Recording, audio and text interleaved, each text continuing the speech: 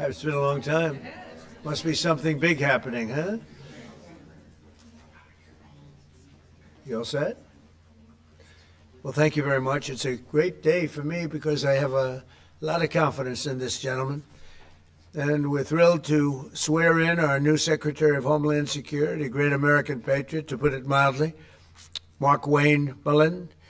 And I want to just say, Markwayne, congratulations. Great. Thank you. You deserve it. You're a great man.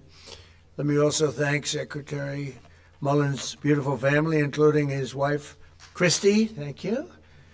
His sons, Jim and Jace and Andrew, and daughters, Lara, Ivy, Lynette, and other members of the Mullin family. It's a beautiful family.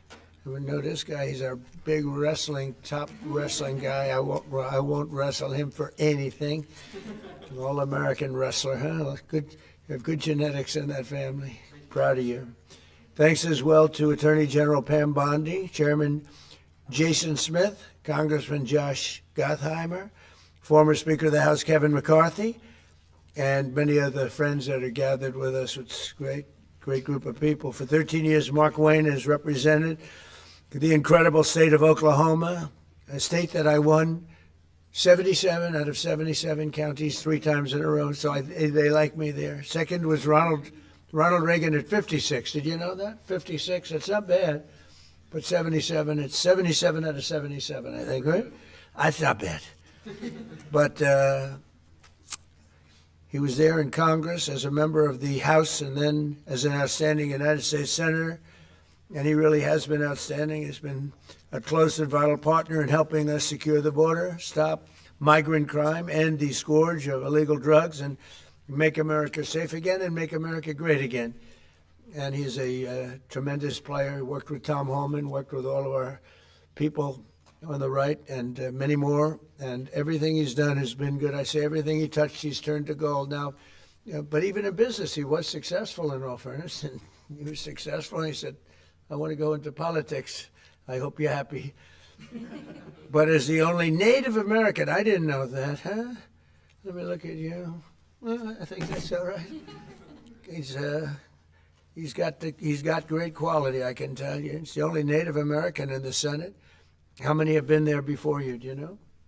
Native American? I think 3. 3. Well, you're a fantastic representative. Markwayne has also been a fantastic advocate for our cherished tribal communities. He's now the first member of the Cherokee Nation ever to serve as a member of the cabinet. I didn't know all these things. I would have picked him faster if I had known. I would have made a quicker decision. Prior to his career in public service, Markwayne had a very successful career in business, leaving school at age 20 after his father got sick, taking over his family business and turning it into a multi-million-dollar success story. He's a very successful guy. Markwayne has also a career as an MMA fighter. That's why I looked at his ears and I said, I'm not going to fight with him. You can tell a lot about a person by their ears, right? During which he went totally undefeated. He was undefeated during his career, and he's been inducted into the Oklahoma Wrestling Hall of Fame. And the family is made of fantastic wrestlers, especially that guy right there. That's my favorite guy, huh? And suffered bad injury and come back stronger than ever, I think. So good to have you, man, right? I've no doubt that as he takes the helm of DHS, Markwayne will fight for Homeland Security, the United States, and securing the country and making it really strong and the way it should be. Our country's come a long way in the last year.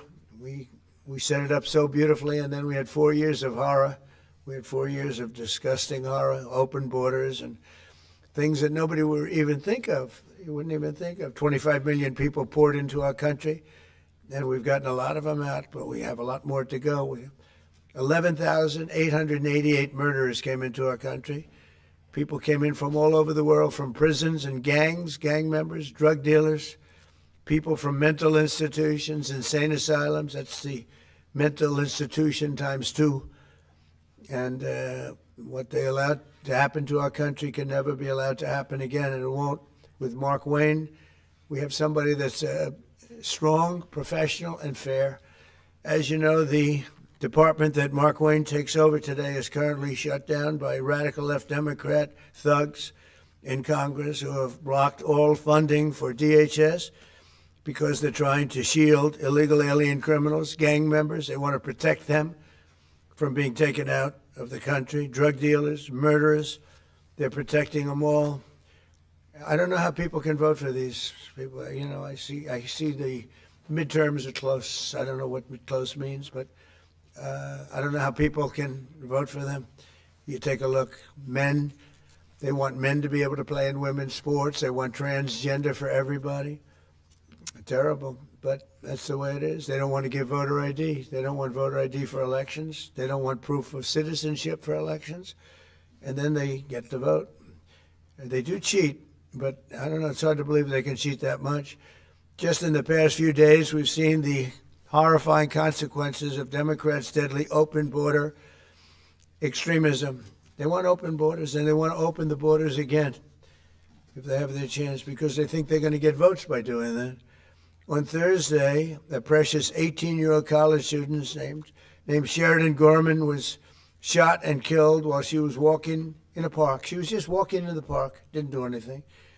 The illegal alien monster charged with Sheridan's brutal murder had come illegally from Venezuela and been released into our country by Sleepy Joe Biden, the worst president in the history of our country.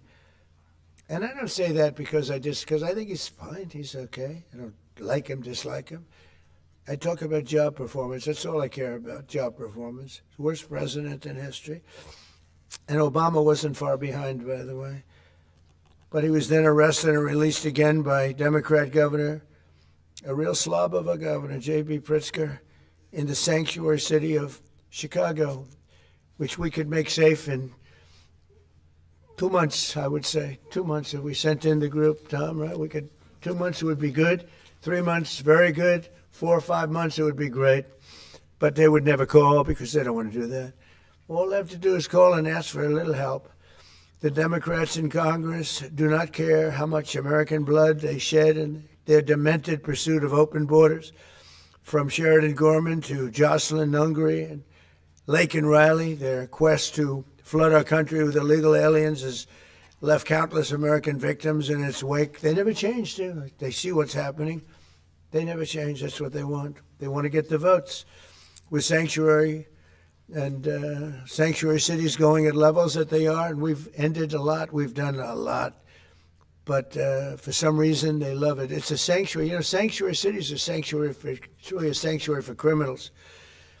With Secretary Mullin at DHS, we will continue our record-setting efforts to deport these illegal alien criminals from our country, and we are doing at record levels despite a very unfair court system, a radicalized left court system, and others that I'm not too fond of also. And we'll protect innocent American lives. Every single illegal migrant who has a criminal record must be deported immediately. If they have a criminal record, you got to deport them. And there's a lot that came in under Biden.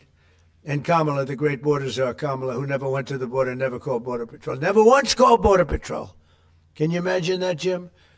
She's the border czar. She never called Border Patrol. Explain that to me. He's the worst. She was as bad as he was. Going to give him IQ tests next week. Under the Trump administration, we've achieved unprecedented gains on public safety. Yesterday, we were in Memphis, Tennessee, to celebrate the steepest reduction in crime ever recorded. We've been there for about 5 months, and the numbers, nobody's ever seen anything like it. And thanks to our Memphis Safe Task, it's called Safe Task Force, alongside our efforts in Washington, D.C. And what we've done in Washington is amazing. We have Washington as a safe city now. It's been amazing. It's been, if you go back a year and a half, 2 years ago, Washington was one of the most unsafe cities anywhere in the world, let alone this country.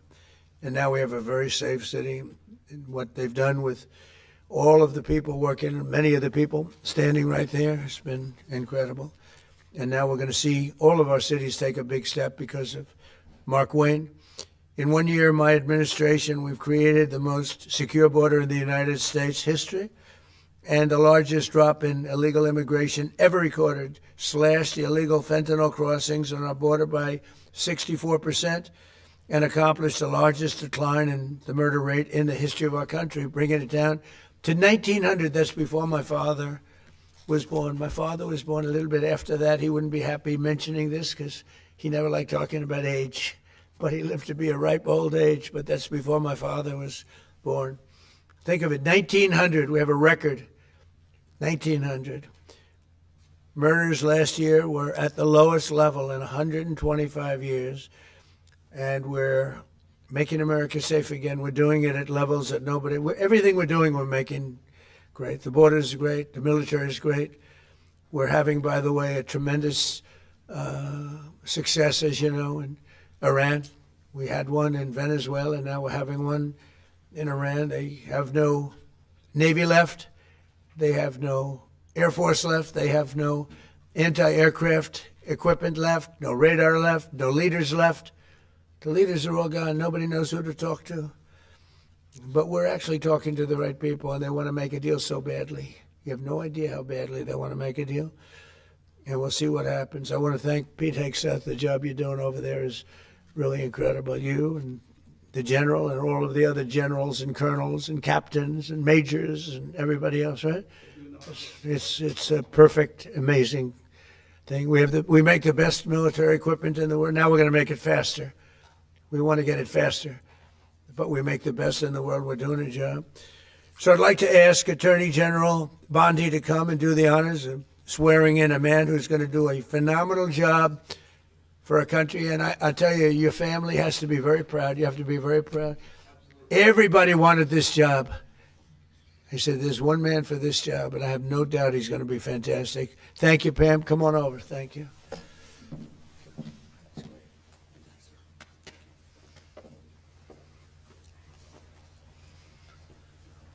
Please raise your right hand and repeat after me. I do solemnly swear. I do solemnly swear. Markwayne Mullin. Markwayne Mullin.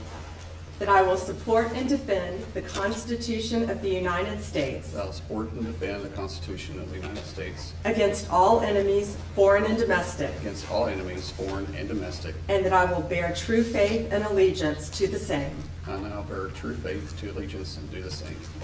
And that I take this obligation freely. And take this obligation freely. Without any mental reservation. Without any mental reservation. Or purpose of evasion. Or purpose of evasion.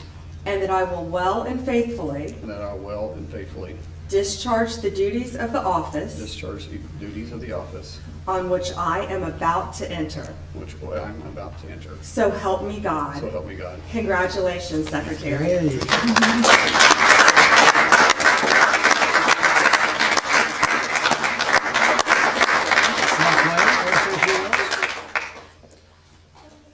Thank you. I think that was the most nervous I've ever been. It just seems surreal being in the Oval Office and having the President of the United States speak so highly of me and then recognize my family and know my family by name. It's humbling, and I never take it for granted, but I've made this very clear that I don't care what color your state is. I don't care if you're red or you're blue. At the end of the day, my job is to be Secretary of Homeland and to protect everybody the same, and we will do that. I'll fight every single day. Today I got the privilege of meeting so many of the employees at DHS. These employees have been there for 30 days without pay. And if you need anything to know their dedication to show up and still protect the homeland that you and I enjoy and the freedoms that we're experiencing, they're working with for free because of political politics. That's all I need to know. I told them, as you're fighting 365 days, understand I'll be fighting 365 days beside you. No one's going to outwork me, and I'm not going to let any of them outwork me. The President has entrusted me with this, and failure is not an option. And so thank you so much, Mr. President, for this opportunity. I won't let you down. Thank you very much. I love that expression, no one's going to outwork me. That's a wrestler's expression, isn't it? Huh? That's a good wrestler's expression. Yes, please. Mr. President, Will the Secretary's replacement in the Senate support the SAVE Act and the use of the talking filibuster to get it through? Well, it's not the SAVE Act. It's not called this. It's called the Save America Act. There's a big difference because the SAVE Act, nobody knows what that means. Save America means Save America. And I can't speak for him, but I would imagine that Markwayne, I didn't even ask him the question because who wouldn't support it? Voter ID with a picture. You want citizenship, proof of citizenship. Ideally, you want to end mail-in ballots because there's tremendous corruption. Then we added a couple of things, Markwayne, like I don't think being a great athlete and having a family of great athletes, they have produced great athletes in this family, all-American wrestlers. They especially like wrestling, by the way. And what about baseball? Do you play baseball? Anything? They like wrestling. But I don't think that you would say that his family, and I don't know this for a fact, and I shouldn't say it because I could get myself, does anybody in your family want men to play in women's sports? I don't think so, Jim, right? I don't think so. I don't think. How would they do? Would they do good wrestling you? They would be in trouble? He said, yes, they'd be in big trouble. It's so crazy. So that would be one. And then we have a few others that we call them the best of Trump. But if you look at transgender mutilization of children, we don't want that. It's the mutilization of children. We don't want that. So generally speaking, I think I can answer that Markwayne would be very much in favor of what I'm in favor of. Would you say that's right, Mark? I can't think of too many things. He might be worse. He might be worse than me. That's my look at his wife and say that's right. But so yeah, he's going to be great. Yeah. Do you believe the Secretary will run DHS any differently than Kristi Noem did? What do you hope to see as his priorities? Well, we had a good run. Look, we created the strongest border with the help of that man right there. Tom is so incredible. He's going to be a big influence here, too. There's nobody more professional, nobody better. There's nobody better as a human being. You know, he looks tough, but he's got a good heart. But not too good. Don't make it too good. But, you know, we had Tom. We have the safest border we've ever had. We have a lot of assets, but a lot of things we can do, and we're going to do. We have to get criminals out of our country that were allowed in by Biden. Yeah, please. Mr. President, do you support what appears to be emerging agreement coming out of the Senate to reopen DHS? Well, I'm going to look at it, and we're going to take a good hard look at it. I want to support Republicans, and, you know, sometimes it's awfully hard to get votes when you have Democrats that don't want to have voter ID. They don't want to have proof of citizenship. They don't want to do anything about men playing in women's sports. That's one of the items we put on, you know. And I did that just because it's so popular. You know, they say that's at least an 80-20 issue. No, it's about a 99-1. I don't think it's, what do you think, Pete? Do you think it's 80-20? Who's closer, 80-20 or 99-1? Almost 100. Yeah, I think 100 is really the, so, you know, so I support that, and I support common sense. Would you be comfortable with a deal that involves separating ICE funding from the DHS funding package in order to reopen? Well, they're working on all of that. You know, that's a detail that they'll explain later. Please. Election integrity and DHS measures. Mr. President, since CISA falls under DHS, and given that many credible voices have raised concerns over its premature and possibly likely faulty 2020 election assessment, will you and Secretary Mullin implement reforms at CISA and at DHS to ensure full confidence in future elections? Like in the upcoming about it, we'll talk about it, you know, pros and cons. Look, they used it to try and put me in prison, right? So I can't be thrilled with it. They used that very strongly, very illegally. The Democrats are thugs, and I don't want to say that. It would be nice to everyone get along, but it's a different country than it was years ago. It was very dangerous the way they used it. And they weaponized government. They used that to weaponize government. So I'm not thrilled, but I'll also go along with two groups of people, the military, and I think the military likes it, right? And I'll go along with the senators. I'm fine. But I was a big victim of it. Yeah, please. Are you going to send Jared Kushner and Steve Witkoff to do direct negotiations with the Iranians? Yeah, well, we're in negotiations, as it turned out, and now you've seen what I said yesterday was exactly correct. We're in negotiations right now. They're doing it along with Marco, JD. We have a number of people doing it. And the other side, I can tell you, they'd like to make a deal. And who wouldn't if you were there? Look, their Navy's gone. Their Air Force is gone. Their communications are gone. That's the biggest problem. It's very hard to communicate them between themselves. All of the anti-aircraft is gone. Most of their missiles are gone. We either shot them or they shot them and don't have them anymore. They're down to a trickle. Pretty much everything they have is gone. I don't know. Can you name one thing that's not gone, or can you name one thing that's doing well? You know, if you read the papers, you think we're tied. You think we're in a tough battle. We are roaming free over Tehran, the city, Tehran, as opposed to Iran. We're roaming free. We can do whatever we want. And as you know, today we were going to have the privilege of shooting down a very big electric generation plant, one of the biggest in the world. And one shot to the right location ends the plant, it collapses. And we held off based on the fact that we're negotiating. Yeah. What do you think was the turning point to make you want to pursue a ceasefire? A few days ago, you said you wanted to continue bombing Iran. Now you want to pursue peace talks. Was there something that happened? The fact that they're talking to us and they're talking sense. And remember, it all starts with they cannot have a nuclear weapon. Just, I said yesterday, they said, what are the top 10? I said, well, number 1, 2, and 3 is they can't have a nuclear weapon. And they're not going to have a nuclear weapon. And we're talking about that. And I don't want to say in advance, but they've agreed they will never have a nuclear weapon. They've agreed to that. How do you ensure they won't have a nuclear Your weapon? former Border Patrol chief, Greg Bovino, said his only regret is that he didn't catch more illegal aliens. What's your reaction to that? Who said that? That's your former Border Patrol chief. He just retired. Well, I mean, we captured a lot. They were allowed into the country by Sleepy Joe and that group of incompetent people that were, he was the worst president ever, the group of incompetent people. To me, that's the biggest scar. Inflation, they caused the highest inflation we've ever had. We've already gotten rid of it. The biggest scar is what they did, the people that they allowed from prisons all over the world. They came from the Congo, from all over South America. Rough people, really tough people. So, no, I understand what he means. He would have liked to have captured more.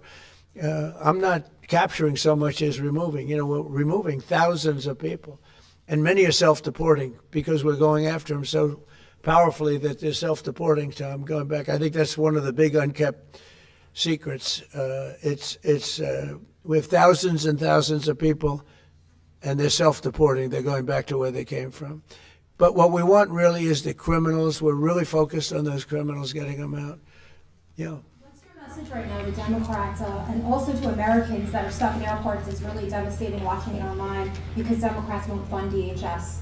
What's devastating? Your message to Americans right now stuck in airports as we speak because Democrats won't Well, fund they just DHS. don't, they won't. Look, this is a deal that was done in the great big beautiful deal, which gave you the biggest tax cuts ever, including no tax on tips and no tax on Social Security for the seniors. Think of it, no tax on overtime, tax deductions when you buy a car, you take money, you pay interest on the money, you deduct it.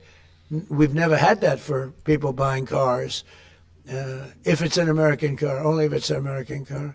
But they are just they stick together, the Democrats. I tell you, I give them great credit for that. We have some that they're not good stickers. We have guys like Tom Massey in Congress, who's terrible. He's just terrible person. I call him Rand Paul Jr. But they don't vote. Rand Paul, rarely votes for stuff. He likes me, says I'm a great president. He said the other day, I'm a great president, one of the greatest presidents. But I said, do me a favor, vote for us and don't call me a great. I'd rather have the vote than the statement. But we have people that don't stick together, and those people hopefully will someday be gone. The thing I most respect about the Democrats, even on horrible policy, they stick together. What they do have, though, is horrible policy. Transgender for everyone, open borders, men and women's sports. They have the worst policy that you can imagine. And so whether they stick together or not, they have just this terrible policy. We have great policy. Republicans have great policy. We have common sense policy, but it's great policy. That's our biggest advantage, is our policy is correct. Yeah, please. Mr. President, are you encouraging our allies in the Gulf to be more involved in the Iran operation? Say it. Are you encouraging our allies in the Gulf to be more involved in the Iran operation? Yeah, a little bit, but more NATO. I think our Gulf allies have been pretty good, to be honest with you. UAE's been hit so hard. He got hit by 1,400 rockets, shot them all out of the air with our great Patriot missiles. Think of it, they shot 100 missiles at one of our aircraft carriers, the Abraham Lincoln, one of the biggest ships in the world, actually. And out of 101 missiles shot, every single one of them was knocked down in the sea. Think of that. Think of what that means. 101 missiles, highly sophisticated, very fast missiles shot. Out of 101, all 101 were shot down, and now, for the most part, lie at the bottom of the sea. Pretty amazing, right? Pretty amazing. Our military is amazing, Pete. You know the attack I'm talking about recently? 101 shot. I said, wow. I saw that. You can see we have sort of pretty good equipment that we see. It's called the red line. Those red lines were thick, right? I said, that's a lot. And then we saw them one by one just get shot. And these guys that do the shooting are the coolest cucumbers ever. You know, most people, you don't have a lot of time. When a missile's going at 2,500 miles an hour, I don't care how far away it is, you don't have a lot of time. But I watched them sit down and think. Great students, MITs, a lot of MITs, a lot of guys like this. They're not as much into the muscle as they are this one right here. And amazing to watch them perform under great pressure, because they have a matter of seconds to do it. If they don't do it properly, it's a big problem, you know, because these were very powerful missiles coming. And so a lot of people choke. They don't choke. These guys don't choke. They're the best in the world. We have the best in the world, yeah. Mr. President, what would be your message today to the TSA agents who have been staying home in recent days amid this impact? Well, some of them are needing money, you know, because the Democrats cut off their money. I blame the Democrats more than anything else. But some of them, you know, they didn't get paid because they're not funded by the Democrats. This is a Democrat problem. In fact, I actually said to the Senate, why would you say this is a Democrat problem? I think the polls are showing it's a Democrat problem. And they'll do anything actually to hurt our country so they can try and win the midterms. And if we ever went back to our old policies, we wouldn't have a country left. If they get a deal, Republicans and Democrats in the Senate, to fund all but enforcement operations of ICE, to get those TSA agents repaid and to open up the rest of the department, would you sign that? Well, I don't want to comment until I see the deal, but as you know, they're negotiating a deal. I guess they're getting fairly close, but I think any deal they make, I'm pretty much not happy with it. These guys came in, they wouldn't pay people. You know, they had a deal to pay.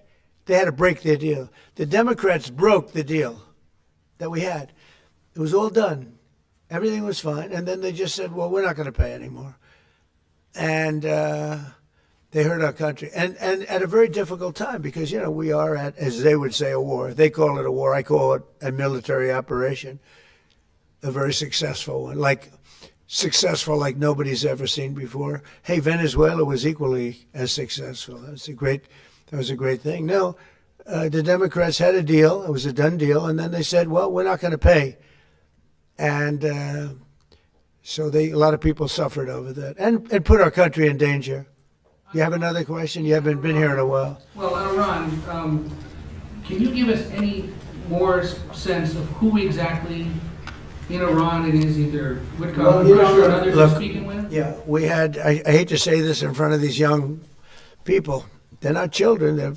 I spoke to most of them. They sound like adults to me, even though they are sort of children, right? They'll always be your children.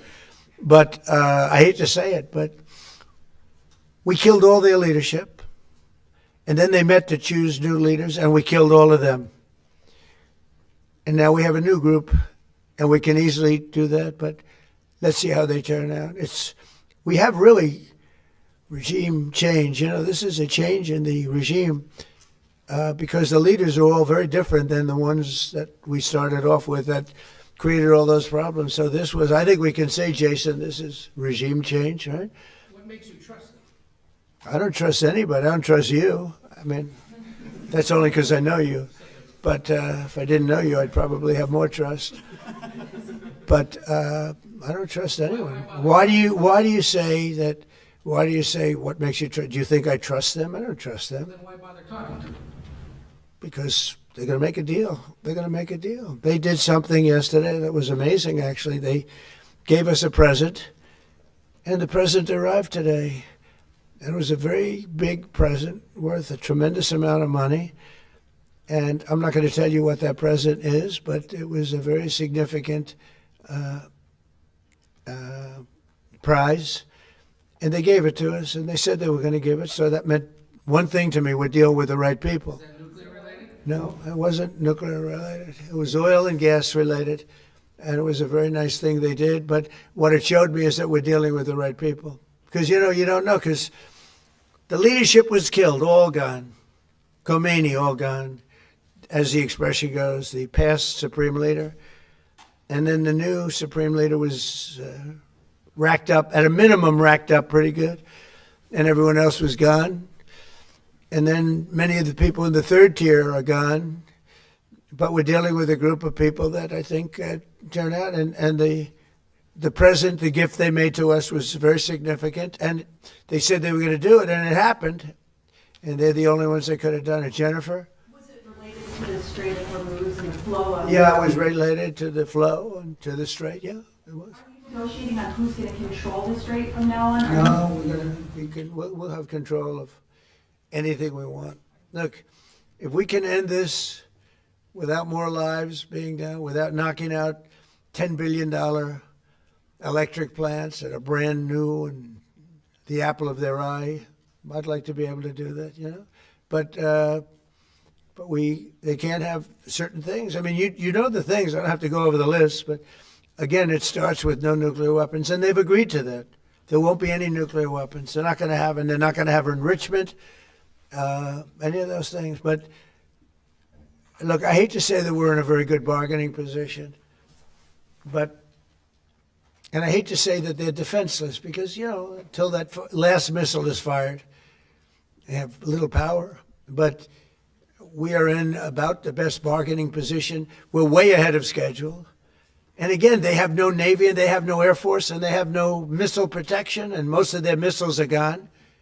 Most of their launches we've killed. We've killed about 82% of their launches. So even if they had a missile, they can't launch it. We've been very fast. We have the greatest military in the world. Nobody even comes close. We have the best military equipment in the world. Go ahead. On Saudi Arabia, there's been some reporting that you've been talking to the Crown Prince. Have you been focused on normalization between Saudi Arabia and Israel? Well, no, we have a great relationship with Saudi Arabia. What do you hear with Saudi Arabia? Just hearing that you've been talking and that he has been encouraging you to do certain things related to Iran. Can you share? Well, he's a warrior. He does. Yeah, he's a warrior. He's fighting with us, by the way. Saudi Arabia has been excellent, and UAE, excellent. And I will tell you, Qatar, incredible. Qatar took a hit, a pretty bad hit. Qatar's very close, they're essentially, you can walk right over the border. Qatar took a hit. They've been great. They've been very strong. Kuwait, they had a little mishap. They shot down 3 planes with our missiles. They happen to be our planes, but the pilots made it. Can you imagine the pilots making it? The pilots saw what was coming. And they said, those are Patriots. We're not going to escape Patriots. And they got out of there pretty quick, Pete, right? Pretty amazing that they got out. The 3 pilots lived. They're fine. In fact, they're flying today. Was the Kuwaitis that accidentally fired the missile? Yeah, the Kuwaitis made a mistake. They fired. They thought they were firing at the enemy. It was, as the expression goes, friendly fire. But the pilots are great. They're flying today. Pretty amazing when you think of it. Yeah. President Trump, on a human level, how hopeful are you that this peace deal will work out? Like as a human, On what? on a human level, not as the President of the United States, how hopeful are you that this peace deal will work out with Iran? You're talking about to end it? Well, I think we're going to end it. I can't tell you for sure. I don't like to say this. We've won this. This war has been won. The only one that likes to keep it going is the fake news. I mean, the New York Times, you read the New York Times, it's like we're not winning a war where they have no Navy and they have no Air Force and they have no nothing. And we literally have planes flying over Tehran and other parts of their country, they can't do a thing about it. For instance, if I want to take down that power plant, that very big, powerful power plant, they can't do a thing about it. It's like, take me. That's all they can do. And yet, if you read the New York Times, or if you watch ABC fake news or NBC fake news, you'd say, it's a close battle. It's not a close battle. They're totally defeated. You know, we killed their Navy in, would you say 3 days, Pete? Gone. In fact, I was a little upset with Pete. I said, why didn't you save the ships? We could have used them, right? He said, it's more fun shooting them down.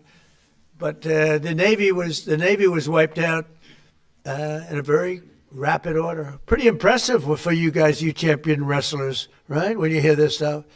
But you don't, if you read the news, you don't hear this. You know, you read like, oh, they're doing wonderfully. They're doing terribly. They're wiped out militarily. They are dead. Yeah. On Ukraine, is there a new sense of a timeline? Do you want to get something done before the midterms? Well, we'd like to see President Putin and President Zelensky sit down and make a deal. I think they're getting close, but I've been saying that for a while. I've settled 8 wars. All of them should have been more difficult than this one. This should have been the easiest one. But these are two people that truly hate each other. You'll find out that hatred is not good for making deals. These are people that they don't like each other very much. Yeah. I know you said there's a bunch of people from the administration who are negotiating with Iran. There's been reports that the vice president is leading those negotiations. Is that true? Well, he's involved in them. JD is involved, and Marco's involved, and Jared Kushner's involved, very smart guy, and Steve Witkoff, smart guy, is involved. And I'm involved. I'm involved. Why? Well, I'm going to be so big. Oh, I don't want to talk about it. I'm the president of the United States, Tom, and I'm not going to talk about it. It's beneath me to talk about saving millions of lives, because that's what you're talking about. You're talking about saving millions of lives. If Iran had a nuclear weapon, they would have used it. And if I didn't end the horrible Barack Hussein Obama Iran nuclear deal in my first administration, they would have had a nuclear weapon 3 or 4 years ago. They would have used it. I would have never gotten the chance probably to be president. Who knows what it would have been so devastating. And if we didn't send those beautiful B-2 bombers, they took them off my desk. They were right there. I don't know why. But if we didn't have those beautiful, the B-2 hit, which was so, we obliterated, despite CNN. CNN said, well, maybe the word obliteration said, no, we obliterated it. Just obliterated their nuclear potential. You would have had them having 2 weeks after that attack, had we not made the attack, they would have had a nuclear weapon. They would have absolutely used it. And they would have used it on the entire Middle East, including Israel. And you know why you see that? Because unexpectedly, when this war broke out, unexpectedly, they started sending missiles to UAE, Qatar, Saudi Arabia, Kuwait, Bahrain, and elsewhere. And nobody thought they were going to. Were you equally surprised by that, Pete? Way more than we thought. Pete, do you want to give about a 3-minute statement on how we're doing in this, as I call it, military operation? People don't like me using the word war, but so I won't. But the Democrats go to war. How about a little statement? I think he's done a very good job. Do we agree he's done a good job, Markwayne? Can we take some of your time? Well, thank you, Mr. President. You're spot on. Never in history has a modern military, Iran had a modern military, a modern navy, a modern air force, modern air defenses, leadership, massive bunker. Never has a modern military been so rapidly and historically obliterated, defeated from day one with overwhelming firepower. The air campaign that we've conducted, that Israel's conducted alongside us, was one for the history books, truly. And it's because we have a president of the United States that when he sends his warfighters out to fight, he unties their hands to actually go out and close with and destroy the enemy as viciously as possible from moment one. And that's why we see ourselves as part of this negotiation as well. We negotiate with bombs. You have a choice as we loiter over the top of Tehran, as the president talked about your future. The president has made it clear that you will not have a nuclear weapon. The War Department agrees. Our job is to ensure that. And so we're keeping our hand on that throttle as long as hard as is necessary to ensure the interests of the United States of America are achieved on that battlefield. This is not Iraq and Afghanistan. This is not a president who's interested in vague end states. He's been very clear with us about what we need to accomplish, creating the conditions for them never to have a nuclear capability, and that's exactly what we're doing in historic fashion. Thank you, Mr. President. Thank you. Appreciate it. You know, the only two people that were quite disappointed, I don't want to say this, but I have to. I said, Pete and General Raisin Kane, I think this thing's going to be settled very soon. Here they go. Oh, that's too bad. Right. Pete didn't want it to be settled. It's these guys are doing a great job. That's a good attitude, though, Tom, right? They were not interested in settlement. They were interested in just winning this thing. Yeah, please. Mr. President, can you, just taking things locally, hopefully not throwing international affairs for a second, do you support the construction of the Second Avenue subway in New York City, and will your administration Wow, that's really far out, Chris. You know, the Second Avenue subway has been under construction for, you're a young guy, is longer than you are old, okay? That's been under construction. I haven't heard about the Second Avenue subway in 20 years. What the hell kind of a question is that? I guess they got to get it finished. They spent trillions of dollars practically. No, they spent more money on that than on anything, I think, in the history of our city, in New York City, and it's been under construction for a long time. It's very sad, actually. The only thing maybe worse was Gavin Newsom, the governor of California, his train, I call it his train wreck, because it's a wreck. That's been years. It's literally 30 times over budget. Nobody's ever seen anything like it. And it doesn't go to San Francisco and Los Angeles like it was supposed to.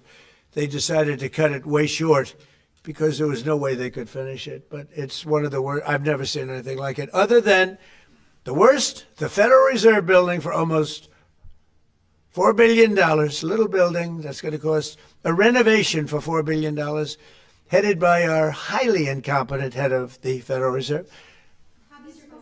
Yeah, please. Mr. President, would you be open, are you hoping to see the Senate pursue Reconciliation 2.0 to fund ICE and pass the Save America? Well, we'll see about reconciliation. We're certainly talking about reconciliation, I think, Markwayne, right? Do you want to talk about that for a second? Now that he's working, we can get him to do this. Thank you. Lindsey Graham, the chairman where the reconciliation will funnel through, he is committed to making sure we get reconciliation through. If that is in some form with funding ICE, possibly backfilling from the One Big Beautiful Bill, but also more importantly, the Save America Act. There's a framework that we can do through reconciliation, paying for it, put some of the policies that cost money in, because there's nothing more important than the Save America Act. I mean, that's what the American people want. There's 80% of the population say they want only Americans voting, citizens that are registered to vote, citizens that have done it the right way.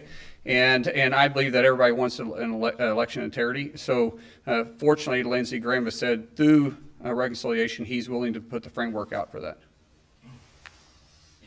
And I think that was said so beautifully, so concisely, so well, your father, that we should let him have the last word, and that was it. That was the last word. Did he do a good job? Are you impressed with your father? I've never been more impressed with anybody in my life. How about me? Don't answer.